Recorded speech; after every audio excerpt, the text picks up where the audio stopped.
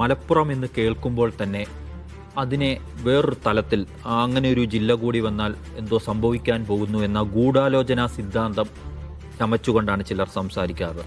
അതുകൊണ്ടാണ് മലപ്പുറം എന്ന ജില്ല വിഭജിക്കേണ്ടതിനെ അവർ അതിൻ്റെ ഒരു കൺസ്ട്രക്റ്റീവായ ചർച്ചകളിലേക്ക് പലപ്പോഴും കൊണ്ടുപോകാറില്ല. പകരം അതിനിങ്ങനെ ഉപരിവിപ്ലവമായി നിർത്തിയിട്ട് അടിക്കുക എന്ന പണിയെടുക്കും. അപ്പോൾ അതിനകത്തേക്ക് കൊണ്ടുവരാൻ പറ്റിയ ഏറ്റവും നല്ലതാണ് വർഗീയത, വിദ്വേഷം, വംശീയത. ഇതൊക്കെ ആളിക്കത്തിച്ച് വിട്ടിട്ട് അവിടുത്തെ ജനങ്ങൾക്ക് കിട്ടേണ്ട ഒരു വികസനത്തിൻ്റെ ഗുണം കിട്ടാതിരിക്കുക എന്ന പണിയെടുക്കുക. ഈ അടുത്ത ദിവസം കേട്ട ഒരു തമാശ എന്ന് പറഞ്ഞാൽ, ഇതിനേക്കാൾ കൂടുതൽ ആളുകളുള്ള താനെ ജില്ല വിഭജിച്ചിട്ടില്ലല്ലോ എന്നൊരു ചോദ്യം ഒരു ചർച്ചയിൽ കേട്ടു.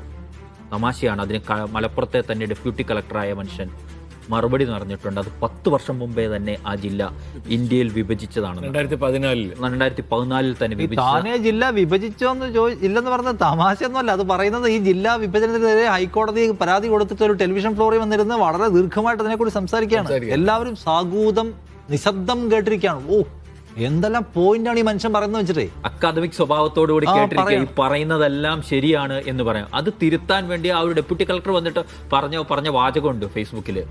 വള്ളി പിടിക്കരുതെന്ന് വിചാരിക്കും, എന്നാലും എന്ന് പറഞ്ഞിട്ടാണ് അദ്ദേഹത്തിന് പോലും പറഞ്ഞ് തുടങ്ങേണ്ടി വരുന്നത്.